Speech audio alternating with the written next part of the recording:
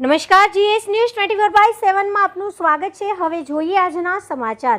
ધોળકા વહીવટી તંત્ર દ્વારા યોગ દિવસની ઉજવણી। માનનીય વડાપ્રધાન શ્રી નરેન્દ્રભાઈ મોદી સાહેબની પ્રેરણાથી વિશ્વભરમાં ઉજવાતા આજના આંતરરાષ્ટ્રીય યોગ દિવસના અવસરે ધોળકા સીવી મિસ્ત્રી સરસ્વતી વિદ્યા વિહાર કલીકુંડ ખાતે વિદ્યા પ્રચાર મંડળ તાલુકા વહીવટી તંત્ર ધોળકા તથા ધોળકા નગરપાલિકાના સંયુક્ત ઉપક્રમે આંતરરાષ્ટ્રીય યોગ દિવસની ઉજવણી થઈ, જેમાં ધારાસભ્ય શ્રી કિરીટસિંહ ડાભીએ હાજરી આપી હતી। હાજર સર્વ લોકોને યોગથી થતા ફાયદા અને સ્વાસ્થ્ય માટે તેમની મનની એકાગ્રતા માટે ધ્યાન તથા યોગનું મહત્વ સમજાવ્યું।